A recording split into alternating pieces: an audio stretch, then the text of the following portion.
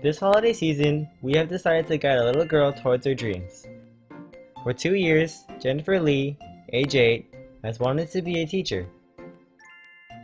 Jennifer, she was really shy. She spoke in a really low tone.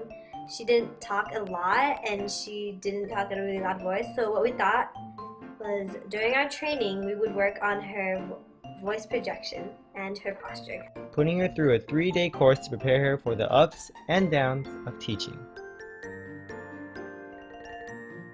For the public speaking part, we had her try to not be so shy and open her voice more.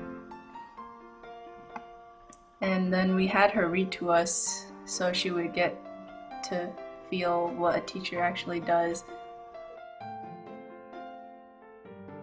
Well, we just wanted her to get out of her shell and try to be more confident by talking to us and just be around us.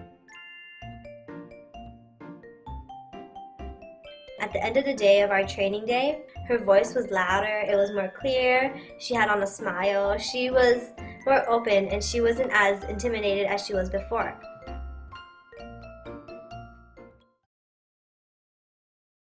At the preschool, kids were pretty crazy, but at the same time, they were very innocent. If you ask them if they believe in Santa, they would all say yes. And what Jennifer did at the preschool was she started reading to the kids and helping them make the Play-Doh and start helping them color. And that was when I really think that she could be a teacher. By allowing Jennifer to interact with the little kids, I really think that it helps her to be more determined of her goals of being a teacher. And I just hope that she will continue to pursue her future career as a teacher. When you're searching for a person with real goals and real determination, chances are this person will probably be some little kid. Children are innocent creatures. Far from adulthood, they are still dreaming about how their life will be as you grow up. Pure and uncorrupted by the world of false dreams and poor determination, children are running through a field of rye, chasing their dreams and each other. Seeing the world through a 3-year-old, a 4-year-old, or a 5-year-old's eyes is just amazing, the way they see things. And it makes you laugh. Some days it's just, it's so hectic, but some days it's just hilarious, the things they say. And How innocent. yeah, they're so cute, So I think for myself, this age is wonderful because they're not corrupted by any exterior influences yet. Throughout most of Catcher in the Rye, Holden believes that the best thing you can do for a child is protect their innocence and keep them from growing up. What I have to do, I have to catch everybody if they start to go over the cliff. I mean, if they're running and they don't look where they're going, I have to come out from somewhere and catch them. So we ask, is it possible to save children from the corruption and phonyness of the world? And if so, how will we go about doing it? There is absolutely no way to fully shield a child from the corrupted world and keep them the same innocent and ignorant little creature that they are. Soon enough, the world and their curiosity will pull them in. They will see the upsides and downsides of human nature and reality as it is, and as sad as this may sound, it is necessary for them to face both good and bad things. What exactly is a definition of a catcher? Someone who protects a child from the loss of innocence and corruption of the world? According to Holden, that seems to be the meaning. We think examples of catchers who catch children and keep them from falling off that cliff of exposure to the corrupted world could lie in protective parents who are so keen on protecting their children. Although they do have good intentions, they also have false ideas on what is necessary in life. The thing is, falling off that cliff is necessary. They need to fall off that cliff and accept reality.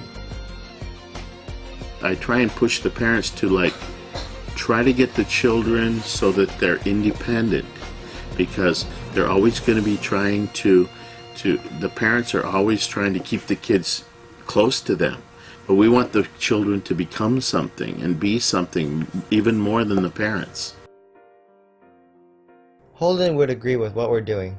At the end of Catcher in the Rye, he realizes that it is impossible to catch and shield children from the cliff of corruption, and he decides to change his goal into a guider. We help Jennifer confirm and encourage her dream as becoming a teacher, and expose her to the ups and downs of teaching. At the end of the day, Jennifer was sure that teaching would be something that she would want to pursue. From hearing about your experience, this has supported my theory that perhaps being a catcher isn't the best thing you can do for a child. You can only guide them toward the right path and let them think for themselves. The thing with kids, if they want to grab for the gold ring, you have to let them do it and not say anything.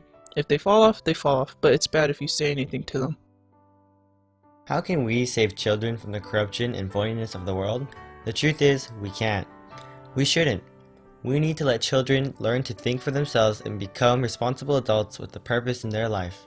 After they fall off that cliff, they can let themselves keep falling to the rocks or spread their wings and fly. Virtuous people, such as responsible teachers, can guide children and teach them how to judge between right and wrong. Everybody has a purpose in their life, but it's also important that the purpose is what makes you happy. Teachers do the same thing over and over every day, pushing a rock up a hill and letting it roll back down. But at the same time, it holds a purpose. Every time they roll that rock up, they let it down. They are guiding children and serving an important, meaningful life.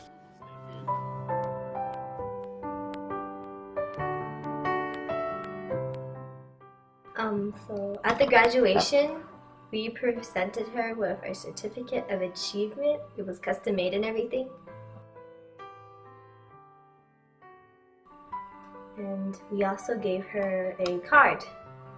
With the fingerprints from the children at the preschool, and they have their fingerprints on because they couldn't they couldn't write the names themselves, and we had everyone fingerprint on the card, and we put a thank you note for Jennifer.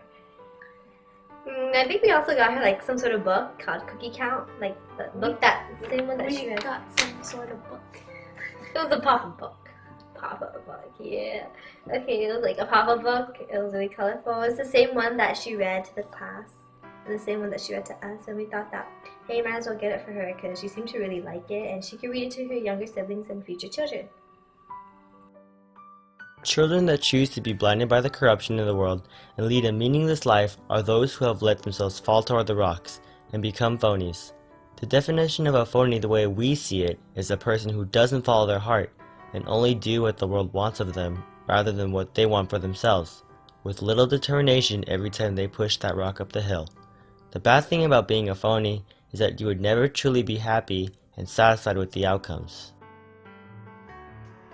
I hope from this experience that Jennifer will become a much braver person and she'll follow her dreams of becoming a teacher. We can't save children from the corruption and phoniness of the world, but we can save them from being corrupted and phony themselves. We need to accept that we can't save everybody. The point of living is to basically be happy. People may be tired of doing work, but their accomplishments at the end of the day is their source of happiness. Happiness runs in a circular motion.